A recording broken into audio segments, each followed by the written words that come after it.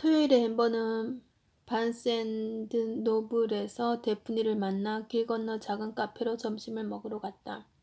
그들은 레스토랑 뒤쪽 칸막이가 쳐진 좁은 자리에 앉았다. 앰버는 치킨 샐러드를 주문했다. 그녀는 데프니가 치즈버거와 감자튀김을 주문해서 놀랐지만 아무 말도 하지 않았다. 잭슨이 그러는데 당신이 일을 정말 잘한다더군요. 일이 마음에 들어요? 네, 일이 많긴 하지만 정말 좋아요. 날 추천해줘서 얼마나 고마운지 몰라요. 너무 기뻐요. 잘할 줄 알았다니까요. 앰버는 데프니 옆에 놓인 꾸러미를 보았다. 데프니가 오전 내내 들고 다니던 것이었다. 저 쇼핑백은 뭐예요? 아, 저거요? 환불할 향수예요. 잭슨 처음 만났을 때부터 쓰던 향수인데 그이가 정말 좋아했죠. 오랫동안 안 쓰다가 다시 써보려고 샀는데 그새 알러지가 생겼나 봐요. 피부에 뭐가 심하게 나더라고요. 네, 안 됐군요. 향수 이름이 뭔데요? incomparable. 하하, 이 향수를 뿌리면 정말 그런 기분이 들었어요. 음식이 나오자 데프니는 며칠 굶은 사람처럼 치즈버거를 먹었다. 맛있네요. 그녀가 말했다. 어땠어요? 그러니까 잭슨과 연애할 때 말이에요. 엠버가 물었다. 그때는 너무 어리고 경험이 없었어요. 말도 안 되게 들리겠지만 잭슨은 내 그런 면에 끌렸던 것 같아요. 그는 모든 면에 밝고 화려한 여자들을 많이 만났어요. 처음 가보는 곳에 데려가서 처음 보여주는 것을 보여줄 수 있어서 좋았나 봐요. 데프니는 말을 멈추더니 눈빛이 아련해졌다. 그의 말 한마디 한마디에 매달렸던 것 같아요. 그녀는 다시 앰버를 보았다. 알다시피 잭슨은 누가 대단하다고 치켜세우는 걸 좋아하잖아요. 데프니는 웃음을 터뜨렸다. 그렇게 하기 정말 쉽기도 하고요. 잭슨은 참 특별한 사람이니까요. 그렇죠. 앰버가 맞장구 쳤다. 어쨌든 변하지 않는 건 없어요. 물론 지금은 상황이 달라졌죠. 무슨 뜻이에요? 다들 그렇잖아요. 아이들이 있으니까요. 모든 게 판에 박혀버리죠. 사랑을 나누는 일도 전만큼 열정적이지 않고 어떤 때는 너무 피곤하고 또 어떤 때는 내키지도 않고. 아이가 갓 태어났을 때는 특히 더 힘들었죠. 정말 기진맥진했을 것 같아요. 아이를 낳은 지 얼마 안 된 엄마들은 산후 우울증에 시달린다는 이야기를 종종 들었어요. 데프는 잠시 말없이 아래를 내려보았다. 그녀는 계속 바닥을 보며 말했다. 그렇죠. 정말 끔찍한 일이죠. 잠시 어색한 시간이 흐른 뒤에 엠버가 다시 말을 꺼냈다. 어쨌든 당신의 경우에는 아기가 생겼다고 해서 부부 사이가 소홀해진 것 같진 않던걸요. 함께 있을 때마다 느끼지만 잭슨은 여전히 당신에게 푹 빠져 있는 것 같아요. 우리는 여러 가지 일을 함께 헤쳐왔으니깐요. 나도 언젠가는 그렇게 훌륭한 결혼 생활을 하고 싶어요. 당신과 잭슨처럼요. 완벽한 부부예요. 데프니는 커피를 한 모금 마신 뒤에 한동안 엠버를 바라보았다. 결혼은 힘든 거예요. 누군가를 사랑하게 된다면 그 무엇도 결혼을 깨지 못하도록 해야 해요. 엠버는 점점 재미있어진다고 생각했다. 예를 들면요. 우리도 어려움이 있었어요. 벨라가 태어난 직후였죠. 데프니는 잠시 말을 멈추고 고개를 기울였다. 잭슨이 경솔한 행동을 했어요. 그가 외도했나요? 데프니는 고개를 끄덕였다. 딱 한 번이었어요. 난 너무 지쳐 있었고 아기를 돌보느라 바빴죠. 우린 몇 달이나 사랑을 나누지 못했어요. 그녀는 어깨를 으쓱했다. 남자들에겐 욕구가 있잖아요. 게다가 내 몸매가 원래대로 돌아가는데 시간이 제법 오래 걸렸어요. 데프니는 잭슨이 한 짓을 정당하는 것일까? 그녀는 엠버가 생각한 것보다 잘 속는 사람이었다. 잭슨이 한 짓이 정당했다는 말은 아니에요. 하지만 그 일 이후 잭슨은 사과했고 다시는 그러지 않겠다고 맹세했어요. 데프니는 억지스러워 보이는 미소를 지었다. 그리고 정말 그런 일은 다시 일어나지 않았고요. 저런 정말 힘들었겠어요. 하지만 전화위복이 되었군요. 두 사람 정말 행복해 보이거든요. 멤버는 이렇게 말하고 손목시계를 보았다. 이제 가야 할 시간인 것 같아요. 미용실을 예약해 두었거든요. 점심 식사를 마친 뒤 엠버는 집으로 가서 온라인으로 인컴패러블을 주문했다. 그녀는 컴퓨터 화면에서 고개를 들고 새로운 정보에 기분이 좋아 미소 지었다. 잭슨이 외도한 적이 있다니 한 번 그랬다면 분명 다시 할 수 있었다. 월요일에는 비가 퍼붓고 찬바람이 불었다. 엠버는 기차를 기다리다가 비에 흠뻑 젖었다. 이 일이 싫은 단 한 가지 이유는 시내까지 장시간 통근해야 한다는 것이었다. 미술관을 둘러보며 느긋하게 보내는 날은 괜찮았지만 혼잡한 출퇴근 시간에 움직이는 것은 정말 고문이었다. 엠버는 시간 냄새가 나는 덩치 큰 남자와 더러운 배낭을 맨 소년 사이에 끼어 앉아서 맞은편 창의 광고를 읽었다. 밖에는 여전히 비바람이 몰아쳤다. 이제 그녀는 광고를 외울 지경이었다. 기차 벽면이나 버스 외벽에 붙은 자기 사진을 보면 기분이 어떨지 궁금했다. 모델은 그런 데서 쾌감을 느낄까? 그녀는 수많은 남자가 선망하는 대상이 되는 일을 상상해 보았다. 몸매는 이만하면 괜찮았고 머리를 제대로 다듬고 화장을 잘하면 저 거만한 모델들 정도는 될 것 같았다. 물론 키는 170cm로 데프니보다 좀 작았지만 아마 저 모델들은 마른 몸매를 유지하려고 목구멍 깊이 손가락을 집어넣으며 스스로 특별하다고 생각할 것이다. 엠버는 그런 짓을 해본 적은 없었다. 그녀는 날씬한 체질이라서 다행이라고 생각했다. 57번가에 도착할 무렵 바짓단은 다 말라 있었다. 비는 그쳤지만 바람이 계속 매섭게 불었다. 엠버는 입구 경비원에게 묵례한 뒤에 안내데스크 경비원에게 인사를 건넸다. 안녕하세요, 패터슨 양. 날씨가 너무 심술궂군요. 그런데도 여전히 멋진데요. 머리 모양이 바뀌었네요. 엠버는 모든 회사 사람이 자신을 안다는 사실이 좋았다. 네, 고마워요. 그녀는 출입증을 댄 다음 엘리베이터로 갔다. 사무실에 있는 층에 도착한 다음에는 곧장 화장실로 갔다. 그녀는 무선 고데기를 꺼내 밝은 샴페인색 금발로 바꾼 어깨 길이의 머리를 매만졌다. 그리고 손목에 인컴패러블을 한 방울 떨어뜨려 문지른 다음 테니스화를 벗고 연한 살구색 브루탱을 신었다. 그녀는 검은 터들넥 스위터 원피스 안에 풍만함이 아름답게 돋보이도록 검은 레이스 푸시업 브라를 입고 있었다. 손목에는 폭이 넓은 은색 커프 팔찌를 했다. 팔찌 외에도 착용한 보석은 귀걸이뿐이었다. 은박 귀걸이는 심플하면서도 세련됐다. 그녀는 거울을 보며 미소 지었다. 랄프 로렌 광고 모델 같은 모습에 자신감이 생겼다.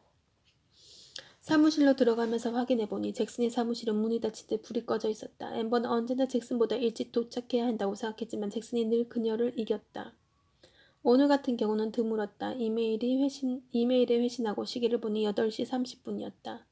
잭슨은 10시가 넘어서 느긋하게 나타났다. 오셨군요. 무슨 일 있으신가요? 안녕, 별일 없어요. 벨라 학교에서 학부모 회의가 있었어요. 그는 사무실 문을 열더니 잠시 멈췄다. 그건 그렇고 오늘 저녁에 연극을 보러 가야 해요. 가브리엘스의 저녁 식사 좀 예약해 줄래요? 6시 2명으로요. 네, 그럴게요. 잭슨 안으로 들어가려다가 잠시 멈췄다. 오늘 예쁜데요? 엠버는 목부터 뜨거워진 느낌이 들었다. 고맙습니다. 과찬이세요. 과찬이라니요. 사실을 말했을 뿐인데. 그는 사무실로 들어간 뒤에 문을 닫았다. 데프니와 잭슨이 낭만적인 저녁 식사를 하고 브로드웨이의 극장에 나란히 앉아있을 거라고 생각하자 엠버는 화가 났다. 극장의 가장 좋은 자리에서 잭슨 옆에 앉는 사람이 되고 싶었다. 모든 사람이 질투 어린 시선으로 바라보는 사람이 되고 싶었다. 하지만 침착해야 했다. 냉정을 잃고 멍청한 짓을 해서는 안 된다. 그날 오후 늦게 엠버와 잭슨은 다음 주로 예정된 중국 출장 일정을 살펴보고 있었고 그때 데프니가 잭슨의 휴대전화로 전화를 걸었다. 엠버에게는 잭슨의 말밖에 들리지 않았지만 그가 기분이 좋지 않은 것만은 분명했다. 그는 전화를 끊더니 휴대전화를 책상에 던졌다. 오늘 저녁 계획이 엉망이 됐군. 데프니에게 무슨 일이 있나요? 잭슨은 눈을 감고 콧날을 만졌다. 데프니에게는 별일 없어요. 정확히 말하자면 벨라가 아프다는군요. 그래서 연극을 보러 나올 수가 없대요. 저런 예약을 취소할까요?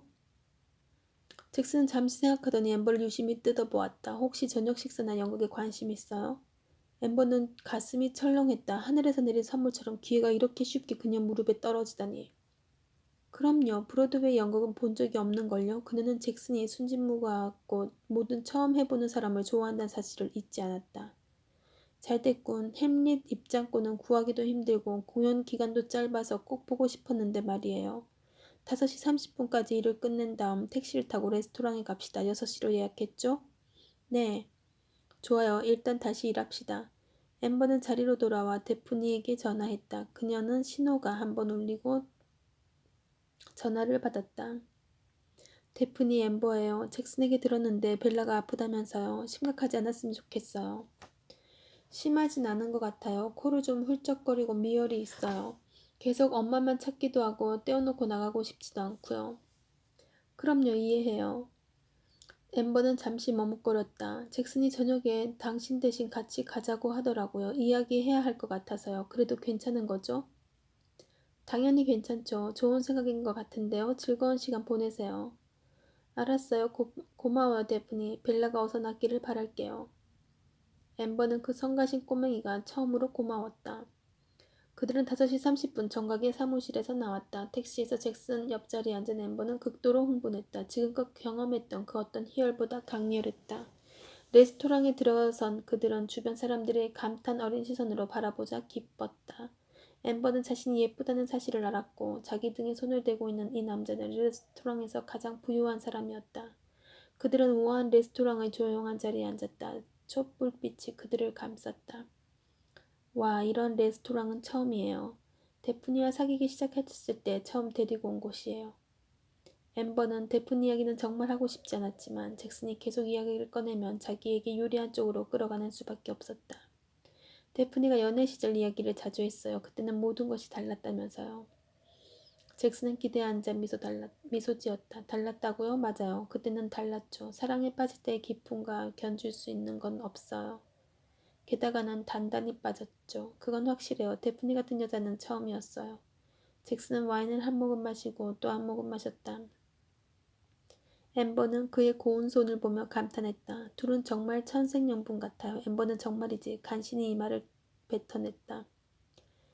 잭슨은 잔을 내려놓더니 고개를 끄덕였다. 데프니는 지난 세월 동안 멋진 여성으로 성장했어. 난 아내가 이룬 것들을 보며 정말 자랑스러워요. 완벽한 아내예요. 엠버는 샐러드가 목에 걸릴 뻔했다. 그녀는 잭슨이 세련되고 매력적으로 변신한 자신의 모습을 알아차릴지 궁금했지만 그는 소중한 아내 이야기만 했다. 그 뒤에 주로 일 얘기를 했다. 잭슨은 저녁 식사를 함께하는 여느 동료와 다름없이 엠버를 대했다. 극장에 가서 칸막이 좌석에 앉자 엠버는 그와 결혼하면 어떨지 또다시 상상했다. 잭슨이 비서로서가 아니라 여자로서 엠버에게 관심이 있었다면 이 밤이 정말 완벽했을 텐데. 11시에 막이 내렸지만 엠버는 밤을 끝낼 준비가 되어 있지 않았다. 거리는 아직도 사람으로 붐볐고 레스토랑과 카페는 손님으로 가득한 것 같았다. 타임스퀘어 쪽으로 걸어다 가던 중 잭슨이 손목시계를 보았다. 늦었네요. 내일 일찍 출근해야 하는데. 위컴 부동산과 만나기로 되어 있잖아요. 저는 말짱한데요. 전혀 피곤하지 않아요. 내일 자명종이 울리면 생각이 달라질. 잭슨은 말을 하다가 말았다. 아침이면 무척 피곤할 거예요. 난 데프니에게 와달라고 해서 아파트로 가야겠어요. 못 온다고 하면 혼자라도 가려고요. 당신도 아파트에 가서 손님방에서 자요. 늦은 시간에 기차를 타고 집으로 돌아간다는 건 말도 안 돼요. 게다가 우리 가족들과 뉴욕이 다 머물렀던 적도 있잖아요. 유일한 문제는 옷이군요. 옷을 좀 빌려 입어도 데프니가 신경 쓰지 않을 것 같아요. 지난번 모금 행사 때 드레스를 빌려주기도 했으니까요. 데프니보다 제가 한 사이즈 작아서 별로 차이도 안 나요. 엠버는 마지막에 비교한 내용을 잭슨이 알아차렸기를 바랬다. 그럼 좋아요. 잭슨은 택시를 잡았고 엠버는 사건이 전환되어 기뻐하며 택시에 탔다. 택시는 그들을 부천의 어느 건물 앞에 내려주었다. 그들은 입구까지 이어진 덮개 지붕 아래를 걸었다. 어서 오세요, 페리시 씨. 경비원은 엠버에게 별다른 반응을 보이지 않았다. 엠버는 그가 조심스러워 그랬는지 관심이 없어서 그랬는지 알 수 없었다. 저녁 엘리베이터 문이 열리자 곧바로 널찍한 로비가 나타났다. 이 아파트는 잭슨과 데프니의 집과 달랐다. 더 현실적이고 간소했으며 흰색과 회색이 줄을 이루었다. 덕분에 벽에 걸린 그림이 두드러졌다. 다양한 색이 한데 어울려 폭발하는 추상화들이었다. 엠버는 그림을 유심히 바라보며 거기에 매료되었다. 난 자기 전에 한 잔 더 마셔야 되겠어요. 손님방은 오른쪽 3번째 문이에요. 수건, 칫솔 등 필요한 건 다 있을 거예요. 그보다 먼저 데프니 옷장을 열어보고 내일 아침에 입을 옷을 고르는 게 좋지 않겠어요? 그는 병과 디캔터가 놓여있는 유리 외건으로 가서 위스키를 한 잔 따랐다. 네, 오래 걸리진 않을 거예요. 엠버는 널찍한 침실로 들어갔다. 지금 가장 간절한 일은 잭슨과 함께 킹사이즈 침대에 뛰어드는 것이었다. 그녀는 데프니의 속옷을 살펴보았다. 그러면서 이렇게 강박적으로 서랍을 정리하는 데프니가 우습다고 다시 한번 생각했다. 검은 레이스 팬티를 꺼낸 엠버는 고개를 끄덕였다. 쓸만했다. 그리고 옷장으로 갔다. 집과 마찬가지로 옷은 같은 간격으로 정리되어 있었다. 그녀는 예쁜 빨간색 아르마니 정장과 흰 캐묻을 꺼냈다. 이제 스타킹을 선택할 차례였다. 서랍을 열자 스타킹이 보였고 그 가운데에서 허벅지까지 오는 얇은 베이지색 실크 스타킹을 골랐다. 내일은 수백만 달러를 들은 멋쟁이처럼 보이겠지? 엠버는 고른 물건을 집어들고 아쉽지만 방에서 나갔다. 술을 마시던 잭슨이 쳐다보았다. 다 골랐어요? 네, 고마워요. 정말 멋진 저녁이었어요. 좋았다니 다행이에요. 잘 자요. 그는 이렇게 말하며 고개를 가볍게 끄덕인 뒤 자기 침실로 갔다. 잭슨 말대로 손님방에는 필요한 물건이 모두 갖추어져 있었다. 엠버는 그날 입은 옷을 벗고 샤워하고 이를 닦은 다음 침대에 누웠다. 포근하게 안아주는 듯한 부드러운 깃털 매트리스 위에 긴장을 풀고 누워 거위털 이불을 턱 끝까지 끌어당겼다. 구름 위에 누워있는 것 같았지만 쉽게 잠들 수 없었다. 방 몇 개를 사이에 두고 잭슨이 침대에 누워있기 때문이었다. 엠버는 이토록 잭슨을 원하는 마음을 그가 알아주길 바랬다. 그리고 이곳으로 찾아와 완벽한 아내 따위는 모두 있기를 바랬다. 영혼처럼 느껴진 시간이 흐른 뒤 엠버는 그런 일이 일어나지 않으리라는 것을 깨닫고 잠깐 잠들었다. 다음날 아침 그녀는 샤워하고 옷을 입은 뒤 아파트에서 잤다는 사실을 알리려고 데프니에게 전화했다. 데프니에게 의심을 살 만한 행동은 하고 싶지 않았다. 어쨌든 데프니와 관련된 일은 모두 숨김없이 공개하고 싶었다. 데프니는 평소와 다름없이 정말 괜찮다고 다정하게 말했다.